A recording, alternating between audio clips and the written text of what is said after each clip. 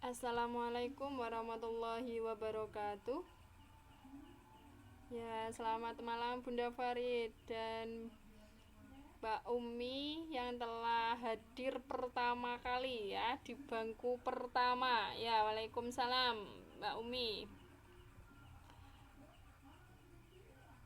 Oke ya, teman-teman sebentar. Ini kok nggak bisa kelihatan ya?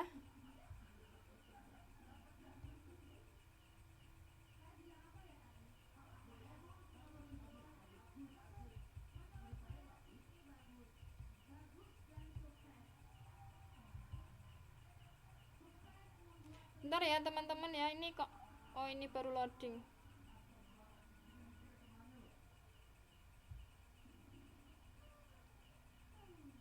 Oke, sebelum kita memulai pelajaran malam hari ini, mari kita berdoa. Semoga apa yang kita pelajari bermanfaat bagi kita semua. Berdoa mulai.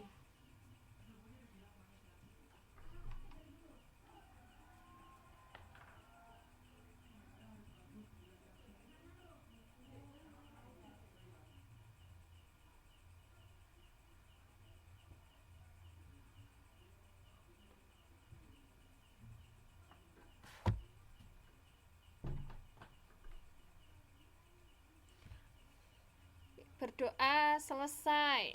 Oke, sambil menunggu teman-teman yang lain hadir. Gimana teman-teman mengerjakan UTS-nya? Semuanya lancar? Atau ada yang sulit?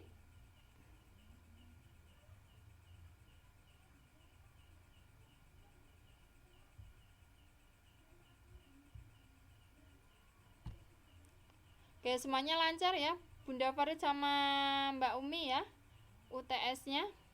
Alhamdulillah, sip. Ngomong-ngomong, kemarin kita bahas pertumbuhan ekonominya sampai mana ya teman-teman ya? Saya kok lupa.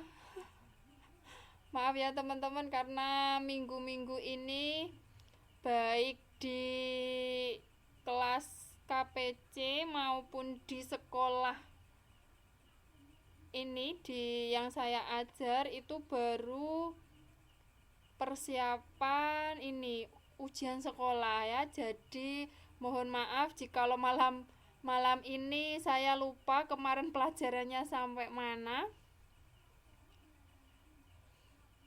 Gimana teman-teman, kemarin kita membahas pertumbuhan ekonominya, penghitungannya sudah selesai ya kemarin ya.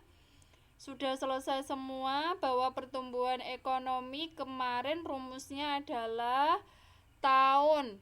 Misalnya yang dicari tahun 2006, berarti tahun 2006 dikurangi tahun 2005 dibagi tahun 2005. Ya, Waalaikumsalam. Ya, ini ya. Kemarin sudah selesai ya teman-teman. Kemarin sudah sampai tahun 2008 dan kemarin sudah tahu hasilnya. Oke, ada yang ditanyakan teman-teman atau semuanya sudah paham?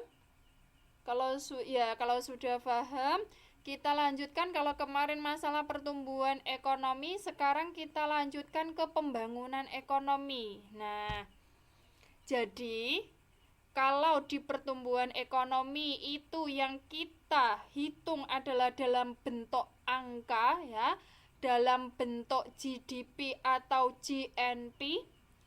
Tetapi kalau pembangunan ekonomi itu tidak hanya dilihat dari segi angkanya saja, tetapi dari segi kualitas. Itu ya, teman-teman masih ingat kemarin perbedaannya? Masih ya? Ini saya tunjukkan lagi perbedaan antara pertumbuhan ekonomi dengan pembangunan ekonomi. Kemarin sampai sini atau belum? Gimana teman-teman? Kemarin sampai ini ya?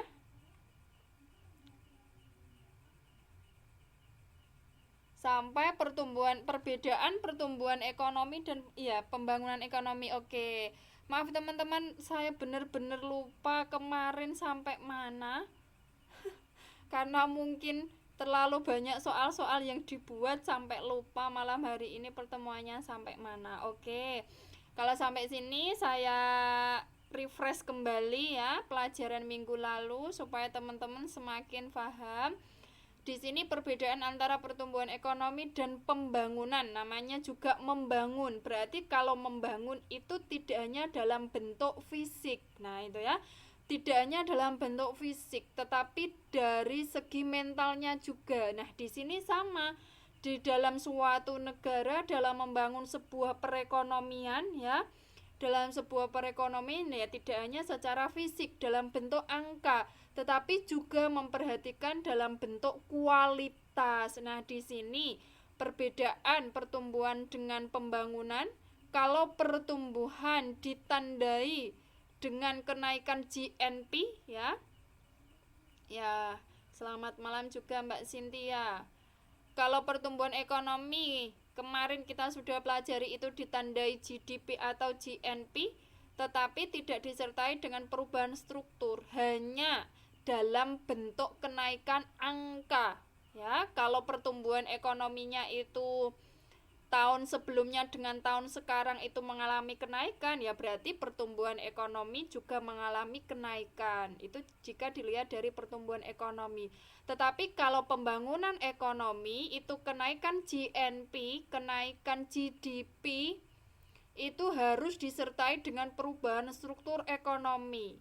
Berarti tidak hanya dalam bentuk angka tetapi juga bisa dilihat dari perubahan struktur ekonomi. Misalkan yang semula menitik beratkan pada sektor pertanian, nah tetapi kalau pembangunan ekonominya itu berkembang, maka tidak hanya penopangnya itu dari segi pertanian, tetapi juga ke arah industri. Nah, industri semakin berkembang.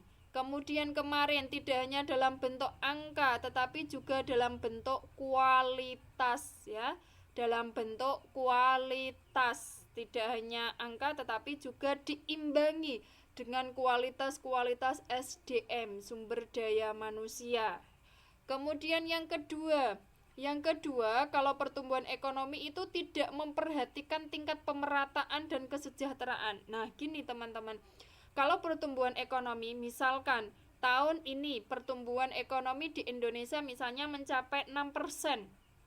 Nah, di dalam 6% itu kemudian dibandingkan dengan tahun sebelumnya. Misalnya tahun sebelumnya itu pertumbuhan ekonominya 5%.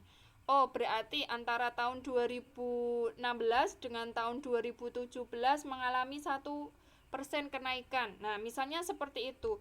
Kalau di pertumbuhan ekonomi itu tidak memperhatikan kesejahteraan masyarakat, teman-teman. Dia hanya memperhatikan kenaikan secara angka saja. Berarti itu misalkan di suatu negara, terutama di negara kita, dengan naiknya pertumbuhan ekonomi itu tidak bisa dilihat apakah tingkat kemiskinan itu turun. Dia hanya melihat dari segi pertumbuhan ekonominya, oh meningkat dari tahun 2016. Tetapi negara tidak memperhatikan apakah tingkat penganggurannya menurun, apakah tingkat kemiskinannya juga menurun, apakah tingkat pendidikan dari warga negaranya itu meningkat atau tidak. Itu negara tidak memperhatikan di situ. Dia hanya memperhatikan dalam bentuk angka. Oh, tahun 2017 mengalami pertumbuhan ekonomi yang sangat pesat misalnya. Dia hanya berpatokan dalam bentuk angka. Tetapi kalau pembangunan ekonomi, dia memperhatikan kesejahteraan masyarakat ya.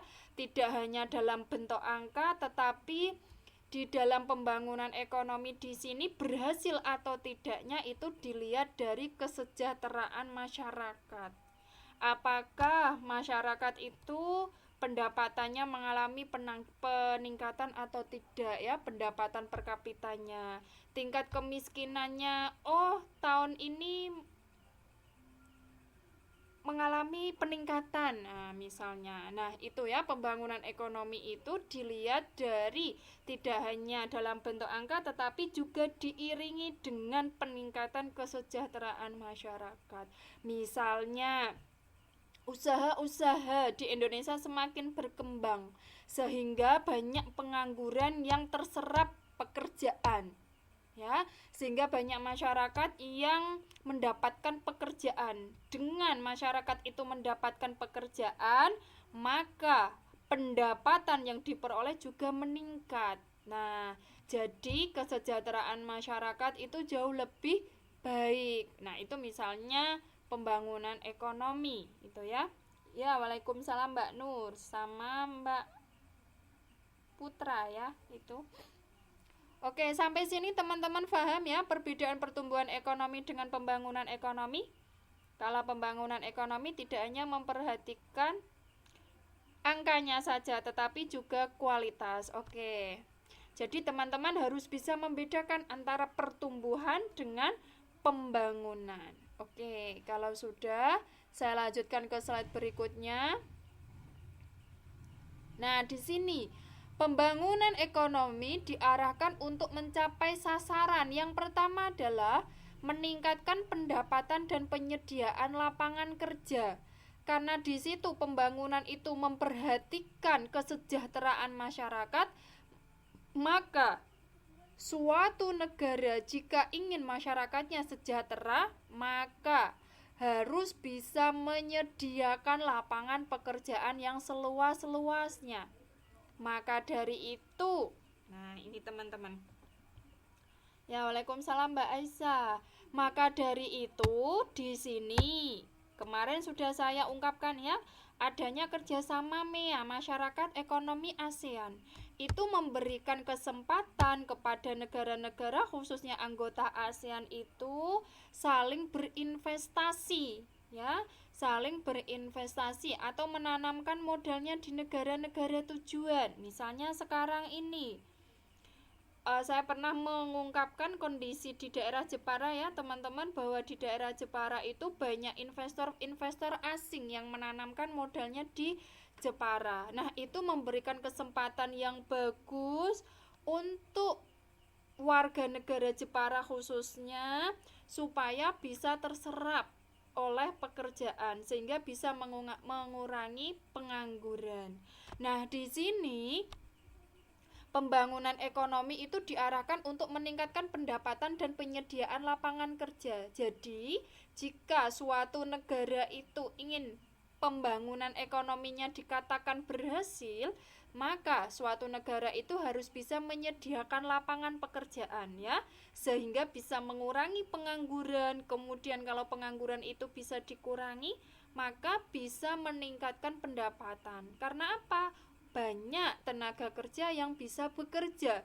Kalau orang bisa bekerja itu kan bisa mendapatkan penghasilan, sehingga di situ masyarakat bisa meningkatkan pendapatannya. Oke, itu ya, teman-teman. Kemudian yang kedua, meningkatkan pendidikan yang lebih baik sehingga dapat memperbaiki kesejahteraan. Jelas ya, teman-teman. Dengan pendidikan yang baik, dengan kualitas pendidikan yang baik, itu bisa menciptakan SDM yang berkualitas. Kita tahu bahwa yang namanya sumber daya manusia yang berkualitas itu bisa memperbaiki tingkat perekonomian. Nah, itu teman-teman. Salah satu cara baik itu suatu keluarga maupun suatu negara jika ingin menuntaskan kemiskinan. Nah, ini teman-teman. Jika ingin menuntaskan suatu kemiskinan itu melalui sarana yang namanya pendidikan dan kesehatan. Itu salah satu indikator yang bisa dijadikan untuk mengatasi kemiskinan. Ini teman-teman. Yang namanya kemiskinan itu bisa dikatakan sebagai rantai setan, ya.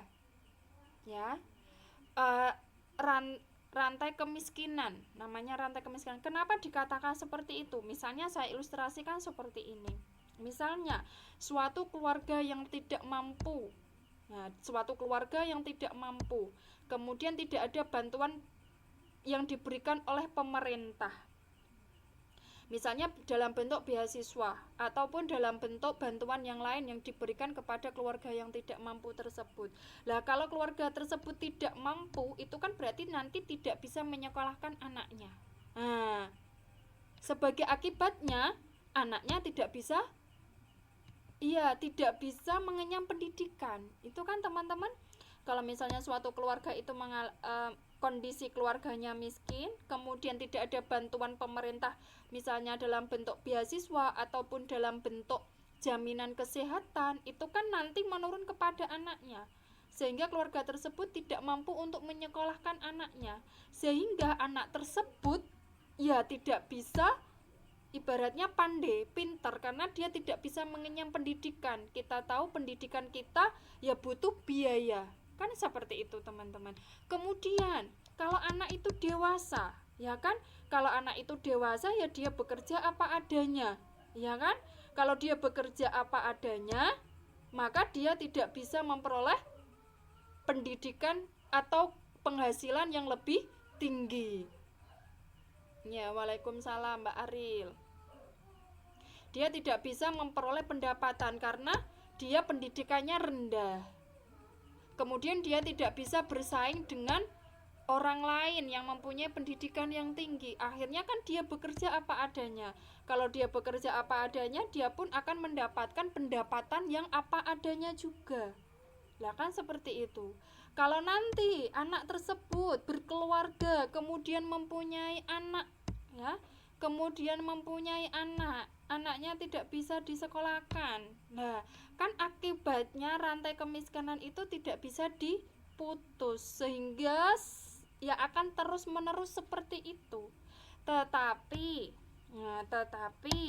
ada cara untuk memutus rantai kemiskinan tadi, yaitu dengan pendidikan dan perbaikan kesehatan. Nah, itu teman-teman. Makanya di sini pembangunan ekonomi itu diarahkan untuk meningkatkan pendidikan yang lebih baik.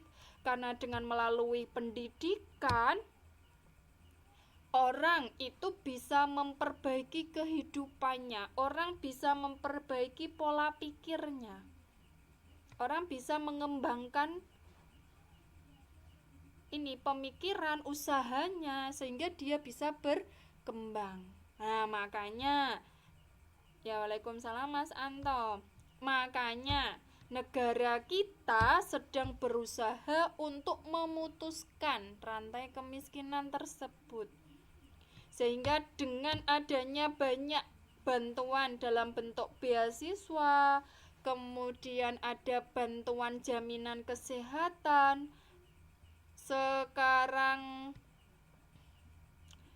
kemudian ada BPJS itu ya, ada BPJS ketenagakerjaan, ada BPJS kesehatan. Nah, itu negara menjamin kesehatan, menjamin tenaga kerja supaya dia bisa benar-benar sehat. Kalau orang sehat, dia kan bisa bekerja secara optimal. Nah, itu teman-teman. Sehingga pembangunan ekonomi itu diarahkan untuk meningkatkan pendidikan yang lebih baik, karena melalui pendidikan itu salah satu cara negara untuk memutus rantai kemiskinan. Nah, bahkan ini pengalaman nyata ya teman-teman. Dulu pada saat saya kuliah ya, saya punya adik kelas yang itu orang tuanya adalah seorang tukang becak. Kemudian anaknya pintar, mendapatkan beasiswa. Nah, sekarang sudah lulus kuliahnya. Nah, dia kan ibaratnya dari keluarga yang tidak mampu, tetapi dia mendapatkan beasiswa. Di beasiswa dia lulus sampai sekarang, malah dia jadi dosen. Nah, itu kan berarti contoh kecil saja ya teman-teman, contoh kecil saja. Kalau misalnya dengan pendidikan itu salah satu cara untuk memutuskan rantai kemiskinan tadi. Maka dari itu yang namanya pendidikan, yang namanya kesehatan itu unsur yang penting untuk meningkatkan kualitas SDM. Nah, makanya teman-teman dengan cara seperti ini teman-teman ya sekolah menuntut ilmu malam-malam ya salah satulah cara nanti supaya generasinya teman-teman ya anaknya teman-teman itu bisa hidup lebih baik lah kan seperti itu. Nah berarti teman-teman melakukan seperti ini ya cara untuk memutuskan rantai kemiskinan seperti yang saya ungkapkan tadi. Kalau tidak diputus rantainya ya selamanya akan seperti itu terus sehingga tidak bisa berkembang.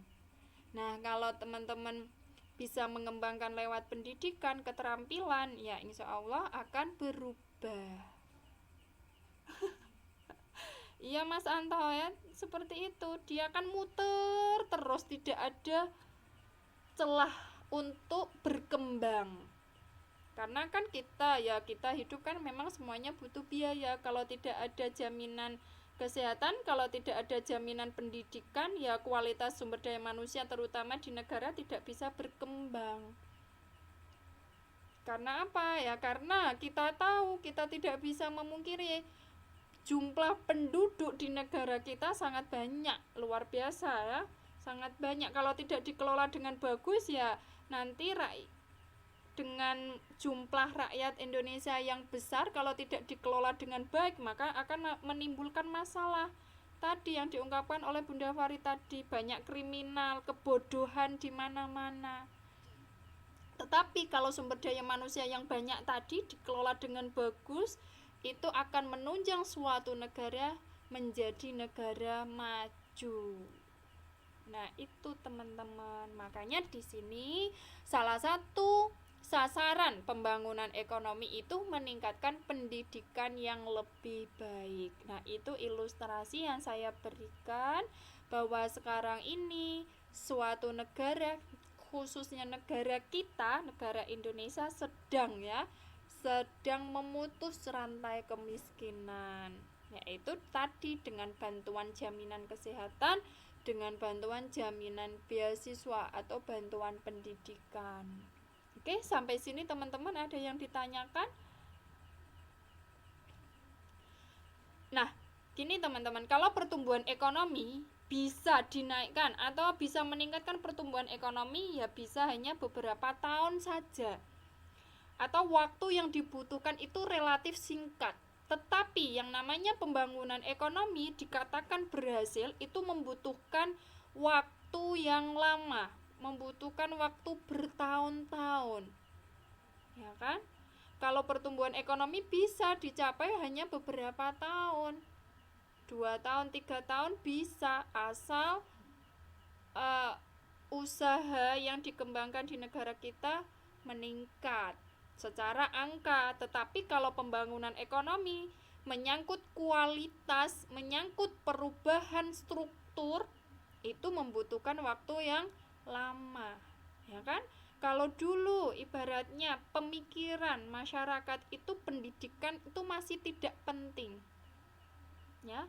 Tetapi sekarang pemikiran masyarakat sudah mulai berkembang bahwa pendidikan itu penting, khususnya untuk mencapai kehidupan yang lebih baik. Nah, sehingga untuk mengubah pemikiran-pemikiran seperti itu membutuhkan waktu yang lama, tidak hanya 1-2 tahun, tapi ya membutuhkan berpuluhan tahun. Nah, itu namanya pembangunan ekonomi. Jadi pembangunan ekonomi itu diperoleh tidak hanya seperti ini ya, itu loh teman-teman, apa, telapak tangan, apa ya namanya.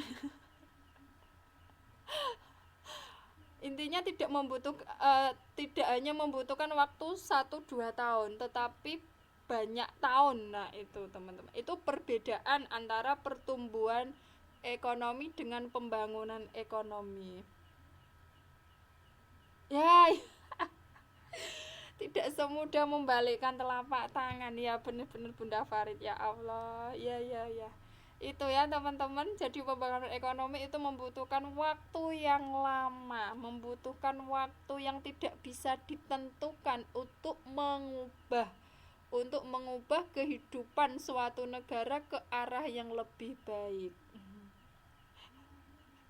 Itu ya teman-teman, sudah pahamkah? Wah, ini Mbak Fenty sudah hampir habis pembahasannya.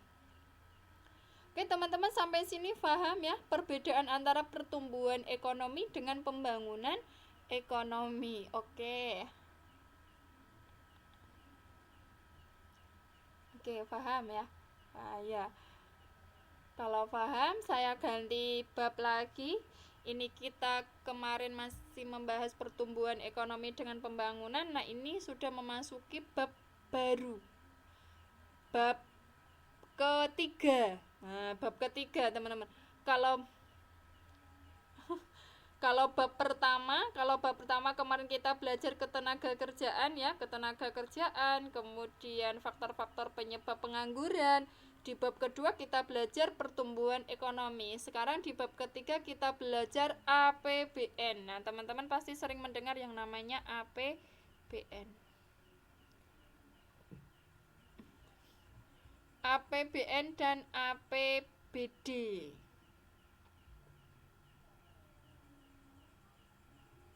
Nah, ini APBN, Anggaran Pendapatan dan Belanja Negara.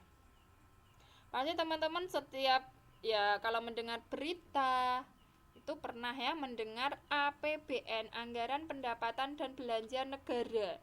Jadi ya tidak hanya secara individu saja bahwa pendapatan dan pengeluaran, tetapi juga yang namanya negara itu justru pendapatan dan belanjanya itu jauh lebih besar. Ya, waalaikumsalam Mbak Mary. Nah, di sini nanti kita membahas pendapatan negara itu berasalnya dari mana, kemudian APBN itu dialokasikan untuk apa saja. Nah, kita bahas satu persatu. Di sini anggaran pendapatan dan belanja negara APBN itu suatu daftar sistematis yang memuat rencana penerimaan dan pengeluaran negara dalam 1 tahun.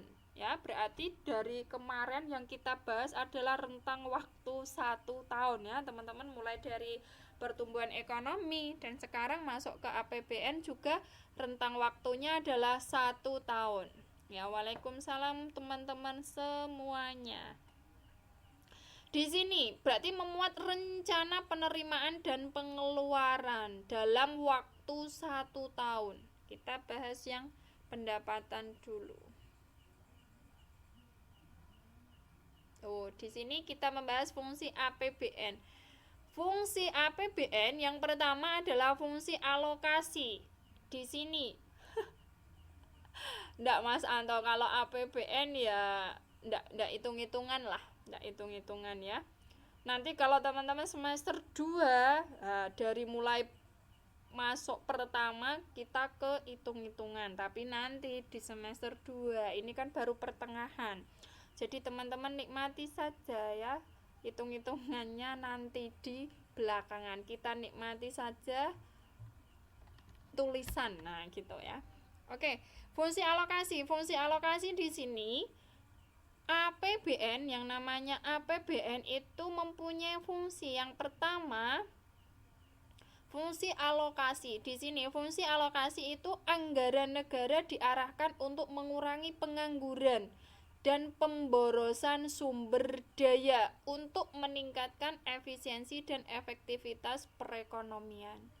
Nah, gini teman-teman, yang namanya fungsi alokasi itu berarti mengalokasikan anggaran negara itu kepada sesuatu yang bisa meningkatkan efisiensi dan efektivitas. Contoh, yang namanya jembatan ya, kemudian rumah sakit, semua bangunan yang digunakan untuk melayani kepentingan umum itu semuanya berasal dari APBN.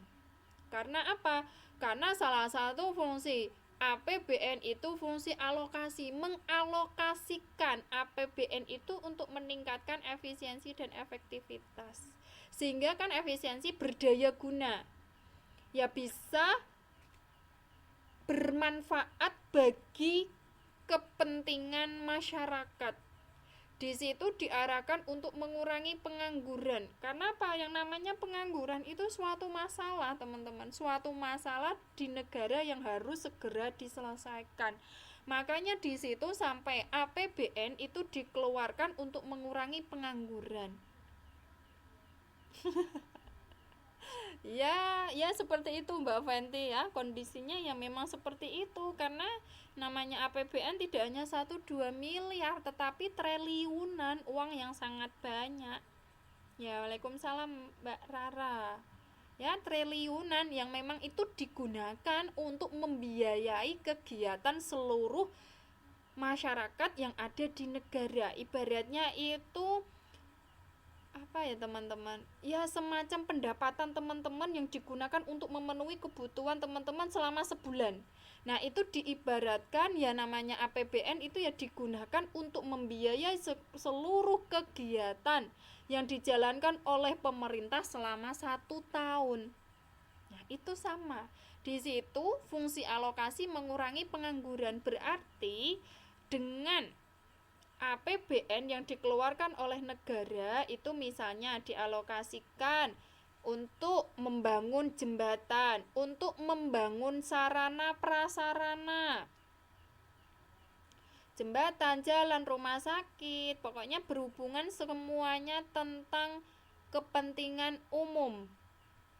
Nah itu diambil dari APBN untuk membiayai seluruh kegiatan yang menyangkut kepentingan umum, dan salah satunya di sini adalah tujuannya untuk mengurangi pengangguran. Kan gini teman-teman, ilustrasinya seperti ini.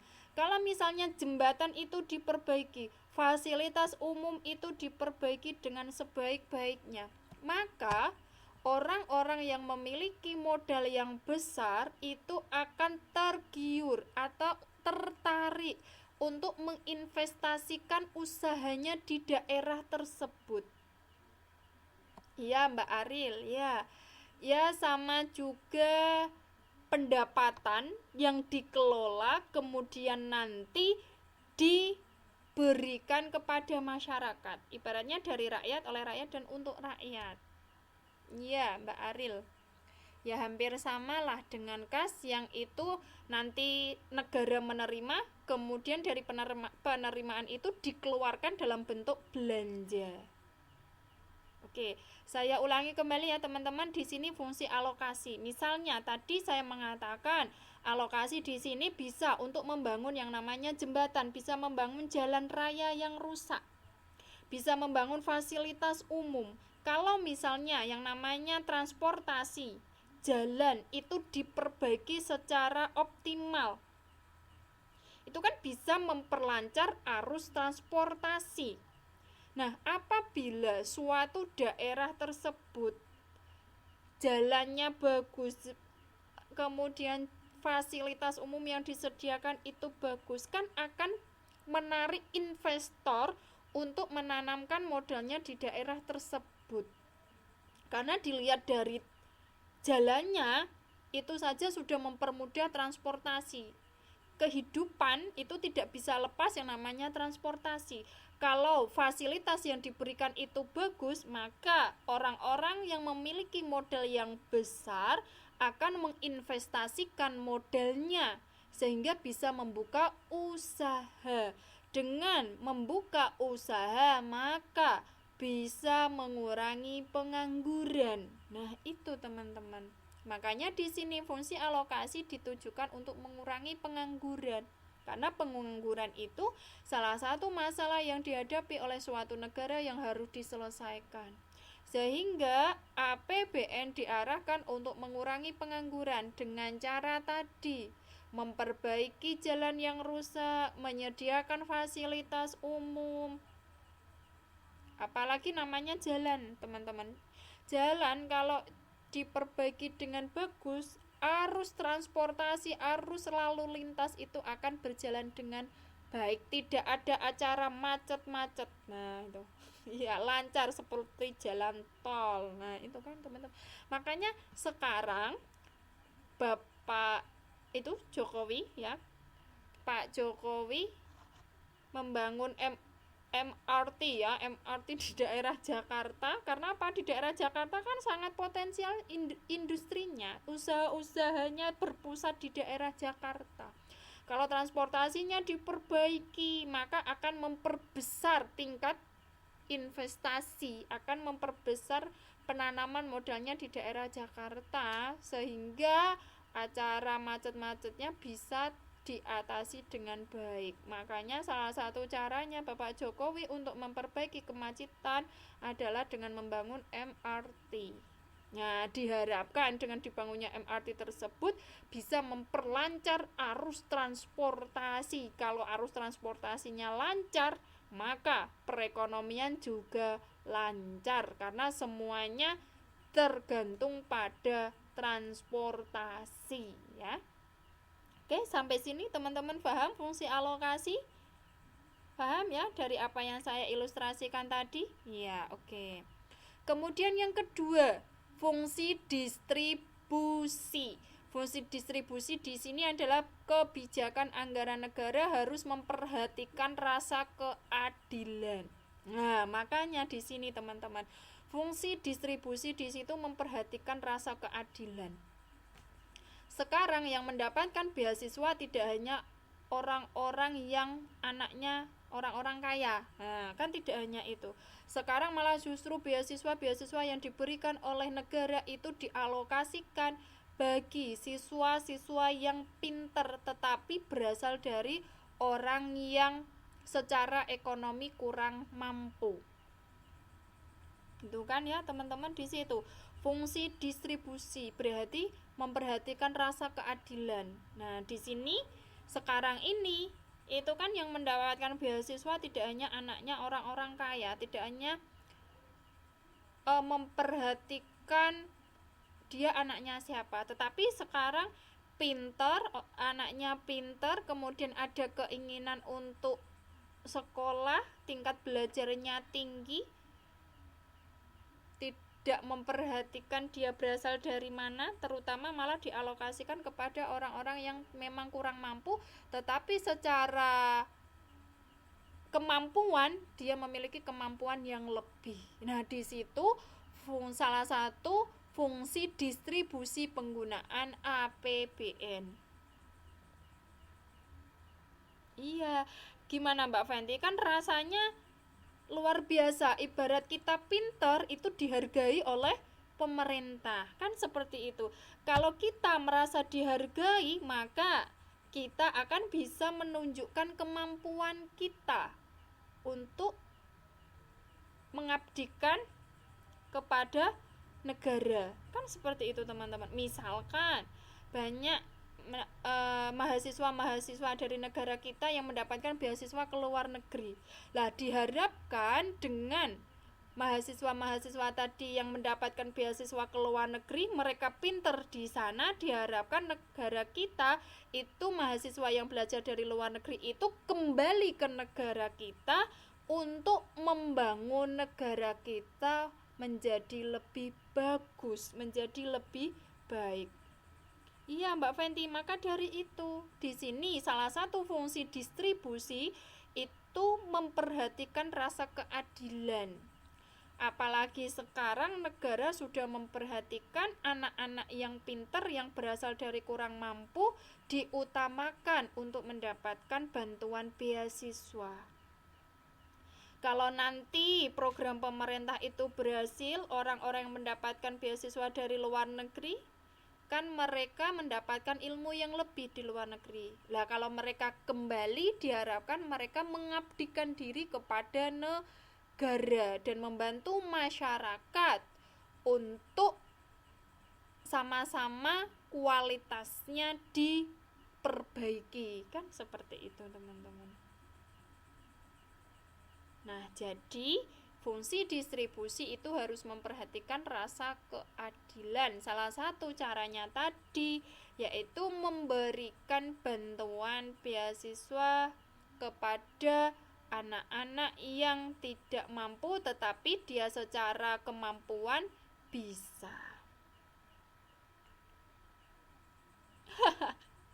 Iya Mbak Ariel, itu makanya gini teman-teman, yang namanya penerimaan, nanti penerimaan itu kan berasal dari pajak. Pajak yang membayar ya masyarakat, tetapi di negara pajak itu dikelola kemudian dialokasikan kembali kepada masyarakat dalam bentuk yang lain, sehingga masyarakat membayar kepada pemerintah itu dalam bentuk uang, tetapi negara mengalokasikan kembali kepada masyarakatnya tidak dalam bentuk uang, tetapi dalam bentuk yang lain. Misalnya tadi adalah beasiswa. Nah, itu kan teman-teman tidak membayar SPP dari pertama sampai naik kelas misalnya. Lah itu kan sebagai wujud penghargaan. Nah, menghargai anak-anak yang pintar supaya ada motivasi untuk belajar lebih giat lagi. Kan seperti itu ya, teman-teman. Kalau teman-teman mendapatkan beasiswa kan ada rasa semangat tersendiri dalam diri. Sehingga saya harus rajin belajar lagi supaya saya bisa mendapatkan beasiswa kembali. Kan seperti itu. Ya. Itu fungsi distribusi. Kemudian yang ketiga adalah fungsi stabilisasi. Di sini fungsi stabilisasi itu misalkan di dalam suatu negara terjadi kenaikan harga secara umum, misalnya terjadi inflasi atau barang-barang kebutuhan pokok mengalami kenaikan. Nah, itu negara harus mengatasi sesegera mungkin. Kalau tidak diatasi sesegera mungkin, maka nanti bisa berdampak kepada semakin memburuknya perekonomian dalam negara kita. Nah, di situ fungsi stabilisasi, misalkan kalau harga-harga mengalami kenaikan, maka ada bantuan atau ada subsidi yang diberikan oleh pemerintah. Nah, yang namanya subsidi itu salah satu fungsi stabilisasi yang diberikan negara kepada masyarakat. Di sini fungsi stabilisasi itu untuk memelihara keseimbangan. Nah, memelihara dan mengupayakan keseimbangan fundamental perekonomian.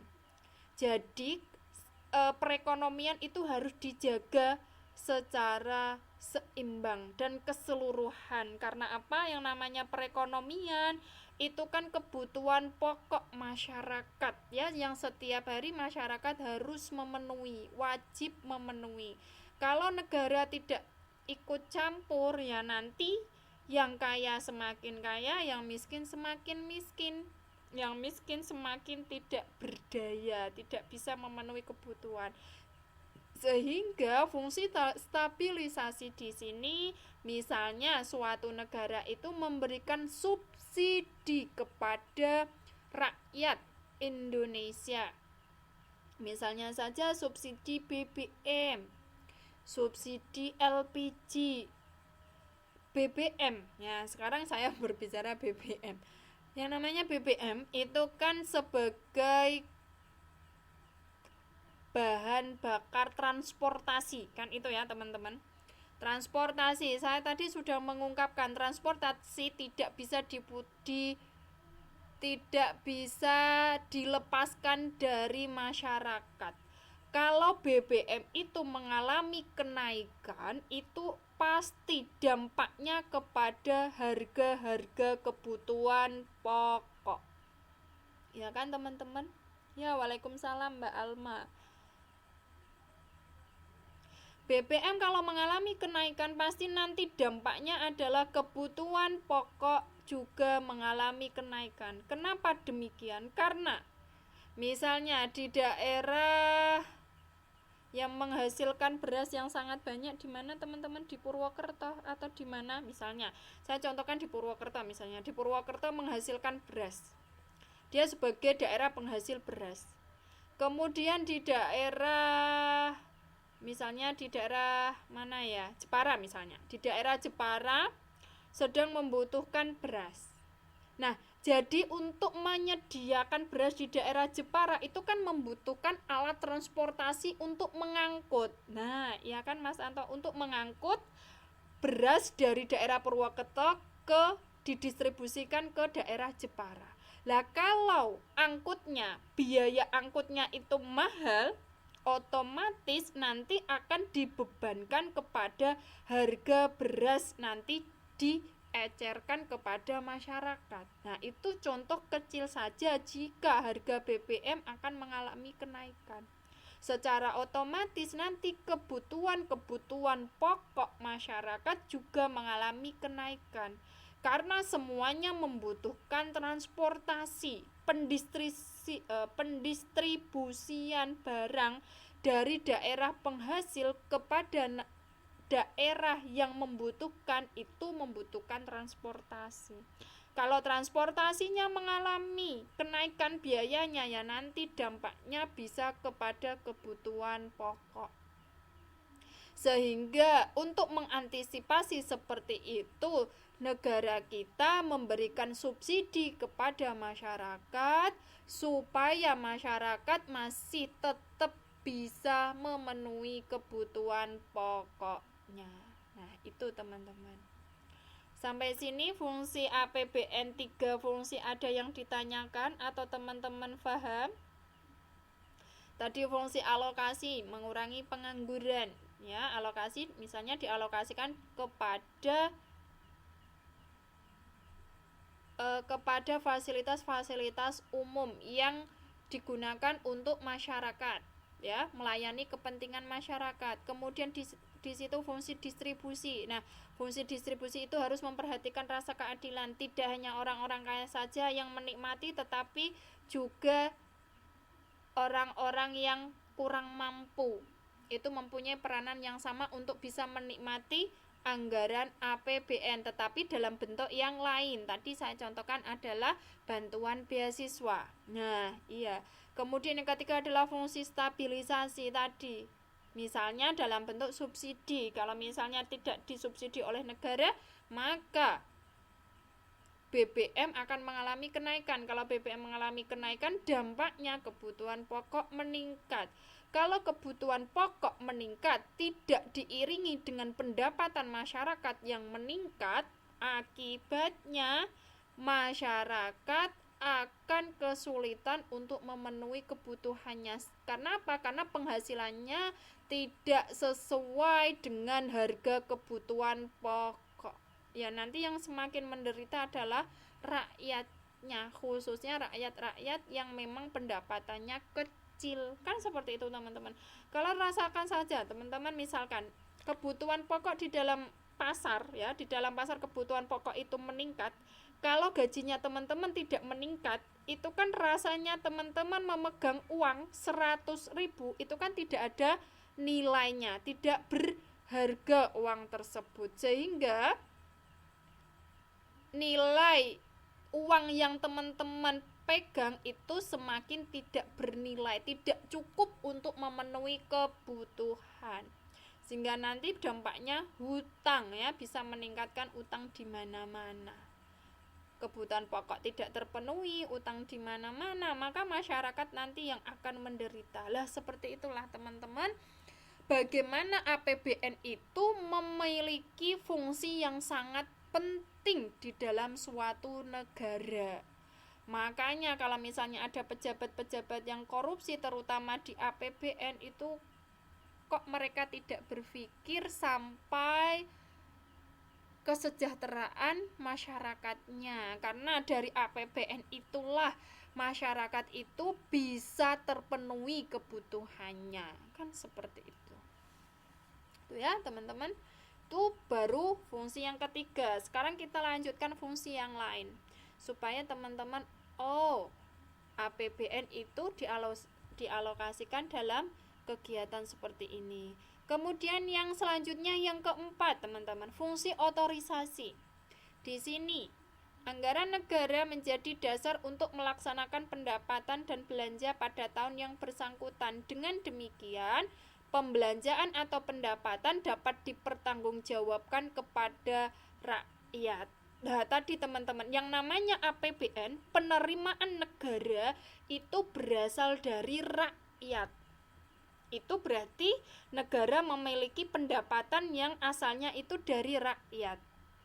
Kemudian di negara itu uang tersebut dikelola, dana itu dikelola. Kemudian sebagai rasa pertanggungjawaban dari dana yang diterima oleh negara tadi, sebagai rasa pertanggungjawaban, maka negara mengalokasikan tadi kepada rakyat dalam bentuk yang lain.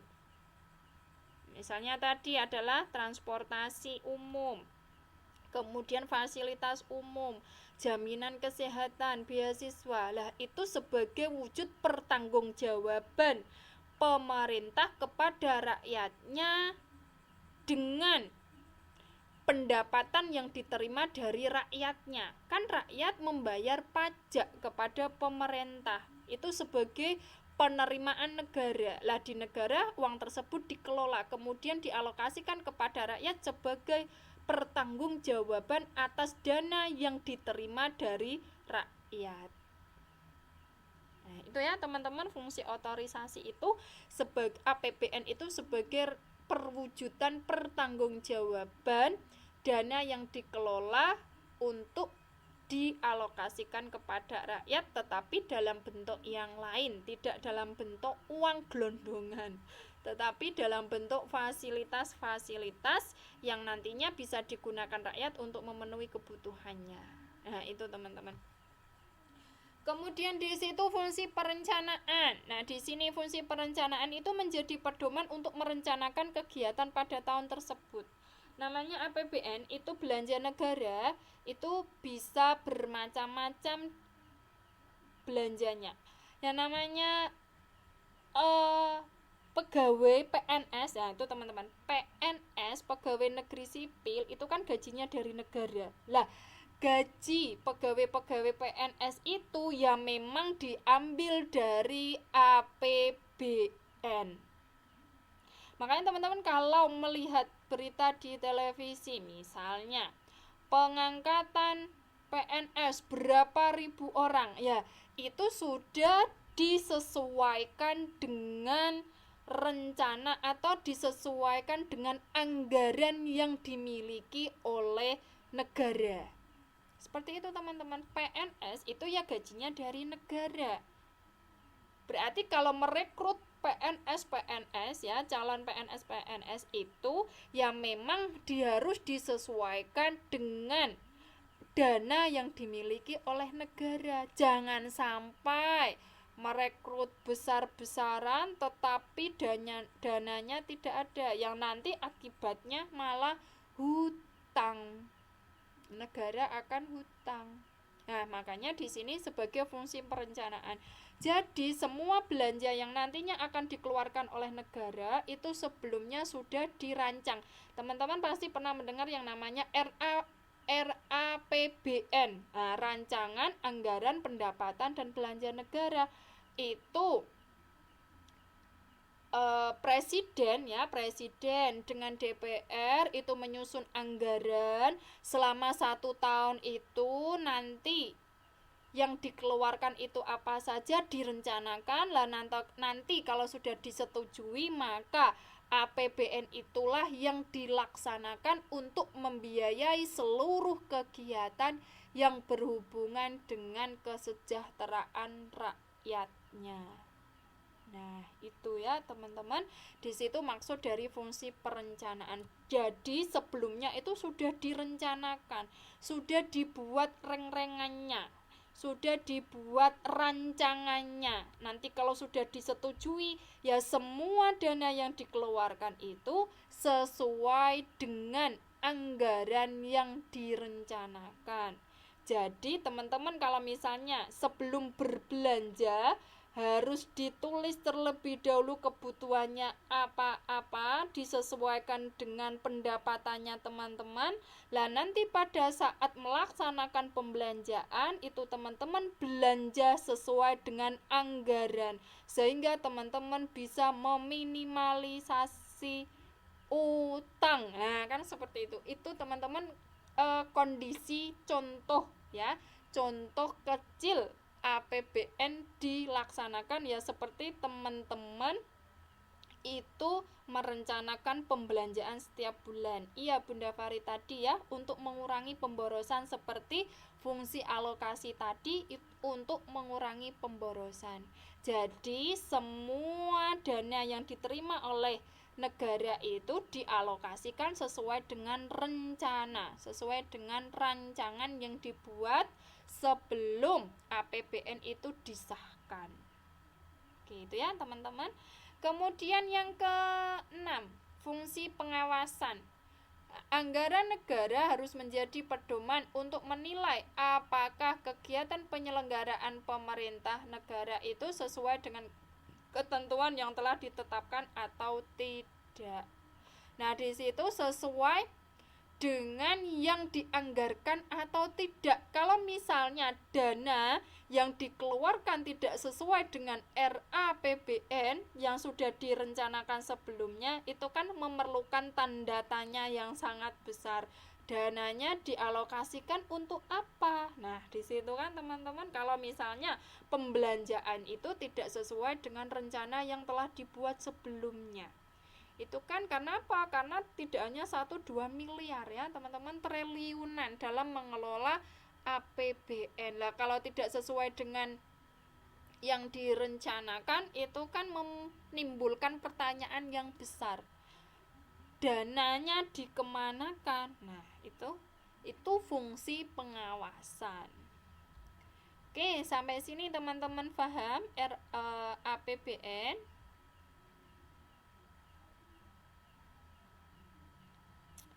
Paham ya teman-teman bahwa yang namanya APBN itu sangat penting di dalam kehidupan suatu negara, terutama negara kita.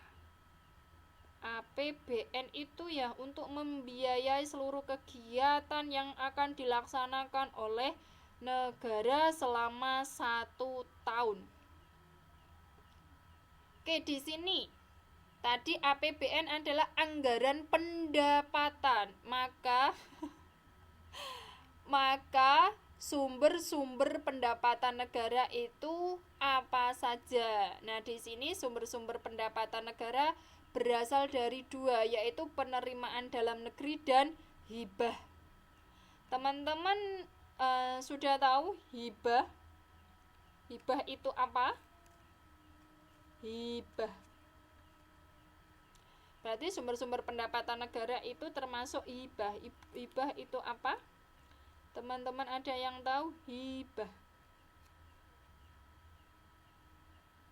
Iya, benar Mas Anto ya, sumbangan dari negara lain atau dalam negeri itu sendiri kepada suatu negara, tetapi tidak mengharapkan imbalan. Ya, pemberian sumbangan, bantuan yang diberikan kepada negara, tetapi yang memberikan itu tidak mengharapkan imbalan, tidak mengharapkan balas jasa, itu namanya hibah.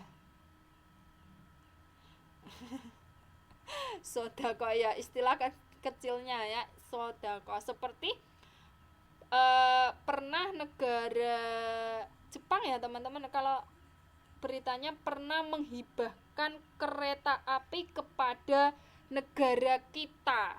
Berarti negara Jepang memberikan kereta api kepada negara kita dalam bentuk hibah, berarti ya negara Jepang tidak mengharapkan imbalan supaya negara Indonesia membalas dari hibah yang diberikan tadi. Ya, waalaikumsalam Mbak Eka.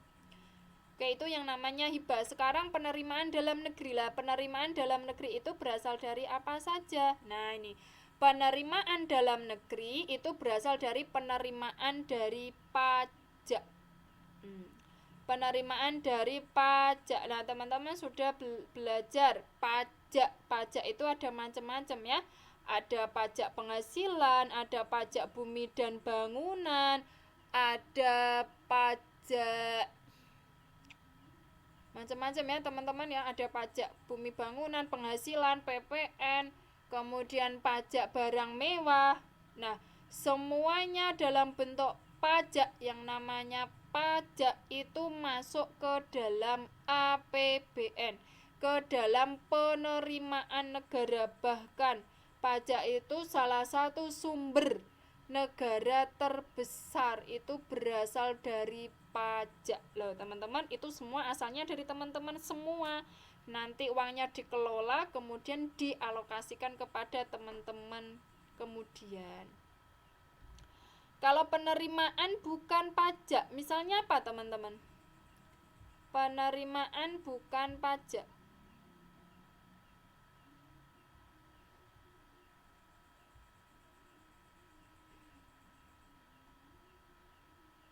Kalau tadi penerimaan dari pajak yang tadi saya sebutkan ya, ada pajak penghasilan, ada pajak bumi dan bangunan, kemudian ada pajak barang mewah. Nah, itu penerimaan dari pajak.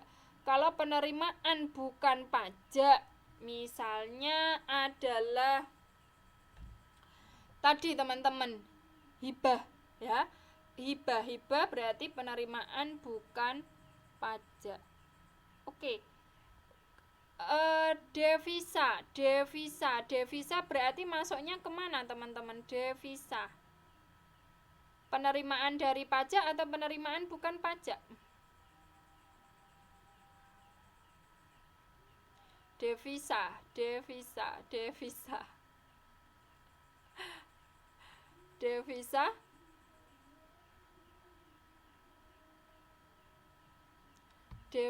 Devisa itu kan pendapatan negara yang berasal dari teman-teman ya, penerimaan dari pajak. Devisa teman-teman kan, wah luar biasa sumbangan devisanya yang diberikan oleh teman-teman kepada negara kita, itu devisa. Ya luar biasa itu teman-teman, sumbangannya kepada negara itu luar biasa.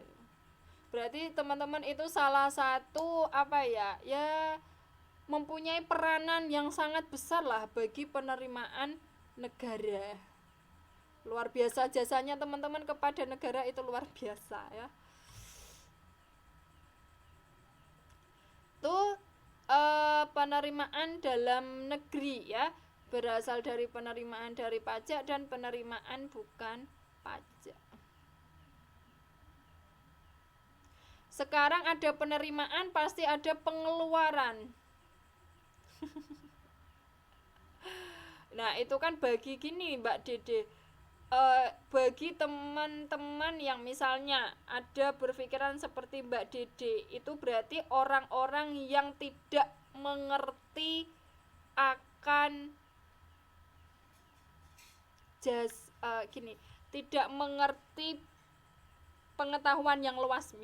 Itu Mbak Dede, berarti orang-orang yang membuat Mbak Dede seperti ini ya, merasa direndahkan, itu berarti orang-orang yang tidak mempunyai ilmu yang tinggi ya, berarti tidak mempunyai apa ya teman-teman ya, tidak mempunyai pengetahuan yang luas lah. Rata-rata Mbak Dede merasa ini itu dari negara kita sendiri atau dari sana, dari orang-orang sana Mbak Dede? Mbak Dede merasakan itu dari orang-orang satu negara atau dari luar?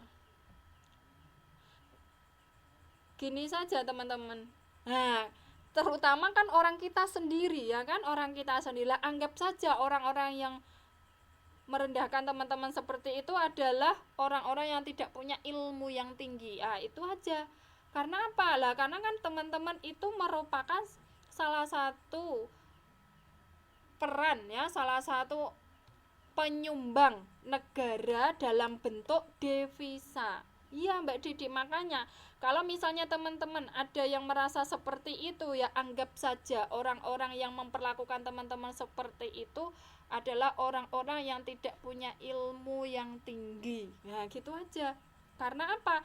Lah karena dari teman-teman semuanya lah negara itu memperoleh pendapatan, memperoleh penghasilan. Lah dari teman-teman tadi dalam bentuk devisa itu kan diterima oleh negara.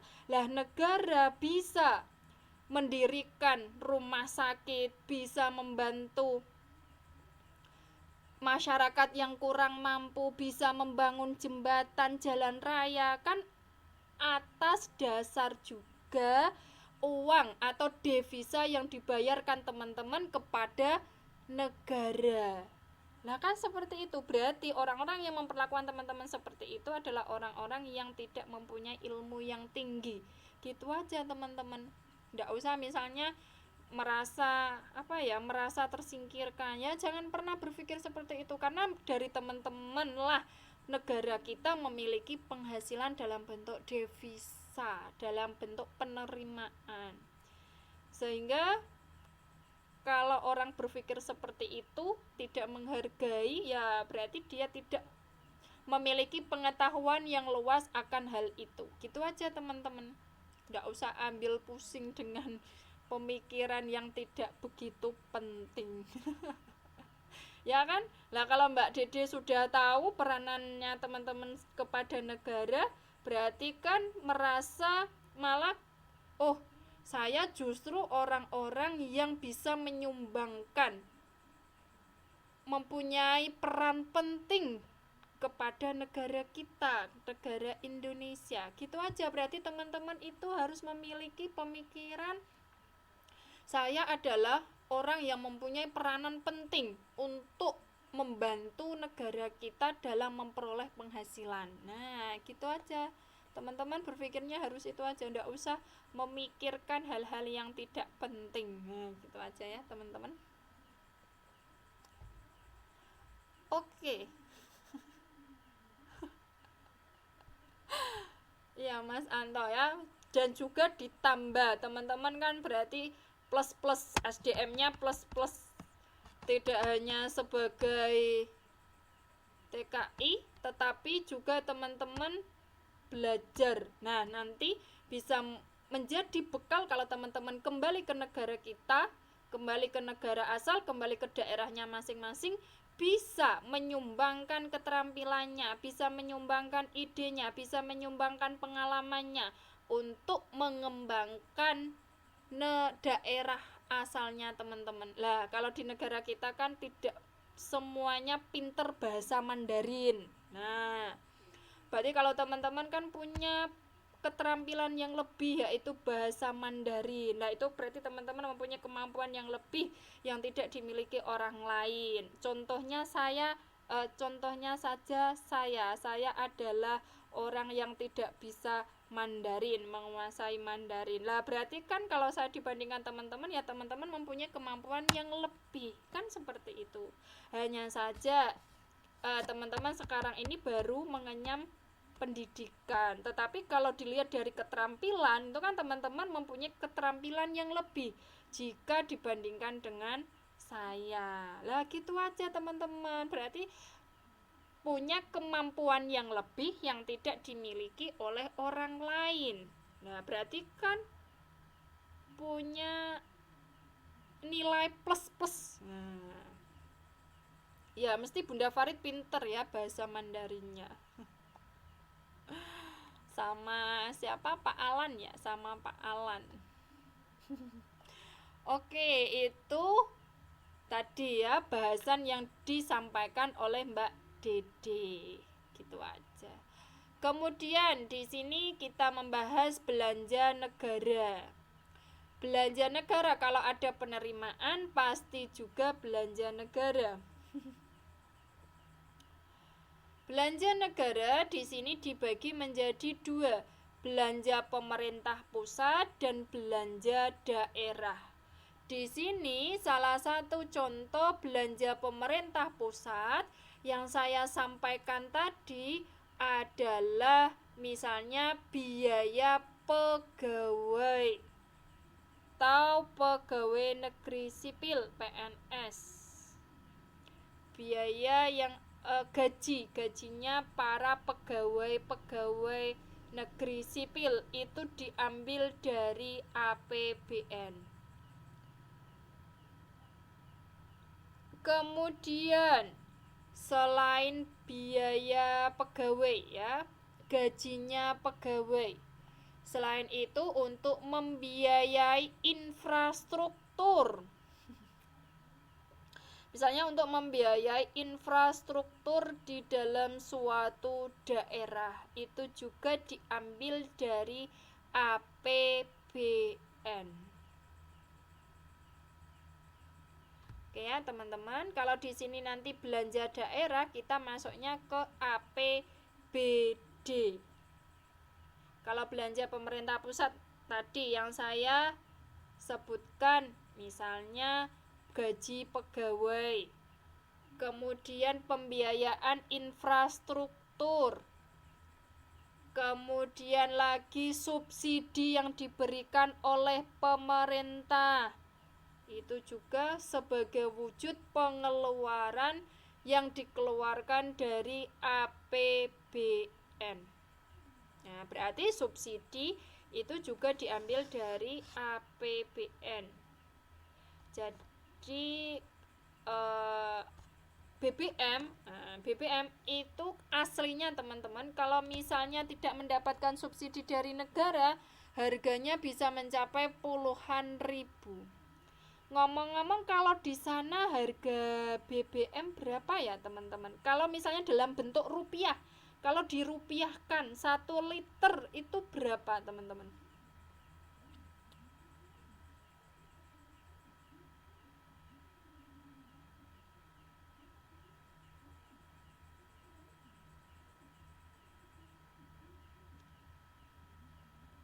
Satu liter BBM 30 NT.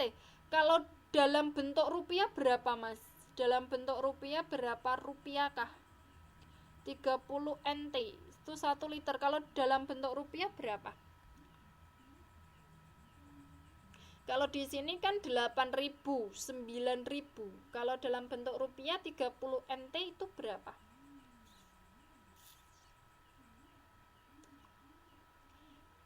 Coba kita bandingkan di negara kita dengan negara Taiwan, dengan negara yang teman-teman tempati. Oh, 12.000. Berarti selisihnya ya sekitar 3.000, 4.000 ya, teman-teman. Nah, kalau misalnya ini iya, mesti ada tingkatannya ya Mbak Fenty ya BBM di sana. Seperti kalau di kita itu kan ada bensin, kan ada premium, kemudian pertalite, pertamax, solar. Nah, itu kan di sini tipenya ya seperti itu, beda-beda. Kalau di sana seperti itu juga kah?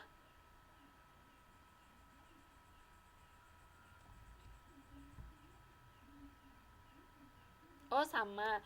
Nah, kalau misalnya negara kita tidak menyubsidi BBM, itu harganya bisa mencapai 17 ribuan teman-teman. Itu harga 1 liter. Bayangkan kalau itu berlaku di negara kita dengan tidak diimbangi oleh kenaikan upah, kenaikan gaji, ya nanti rakyat Indonesia akan semakin susah.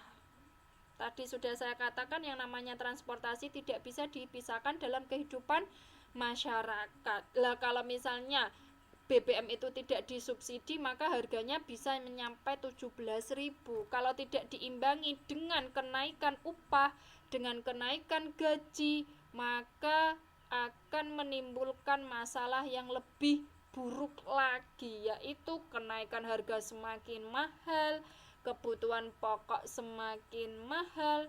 Akibatnya nanti rakyat akan semakin menderita. Sehingga kalau digabungkan dengan pembangunan ekonomi, ya pembangunan ekonomi belum berhasil dalam mewujudkan suatu masyarakat yang adil makmur sentosa, gemah ripah loh jinawi. Nah, itu kata pepatah Jawa, gemah ripah loh jinawi. Subur makmur subur makmur, tentrem sejahtera. Nah, itu karena apa? Tadi pembangunan ekonomi diarahkan untuk mensejahterakan rakyatnya. Lah kalau kita tidak diberi subsidi oleh pemerintah, ya tidak bisa mencapai kehidupan yang lebih bagus. Oke, sampai sini teman-teman ada yang ditanyakan? Ini tinggal 5 menit. Kalau misalnya teman-teman tidak ada yang bertanya, saya cukupkan sekian. Nanti minggu depan kita lanjut kembali. Oke, teman-teman paham ya APBN? APBN paham ya? Berarti kesimpulannya adalah APBN itu berasal dari rakyat. Nah, berasal dari rakyat. Uang rakyat itu dikelola di negara, kemudian didistribusikan kepada rakyatnya, tetapi dalam bentuk yang lain. Nah, itu berarti kesimpulannya seperti itu. Kalau suatu negara membelanjakan APBN itu memang sesuai dengan rencananya, ya maka negara kita bisa terwujud masyarakat yang tadi sejahtera ya, adil makmur sentosa, gemah ripah loh jinawi.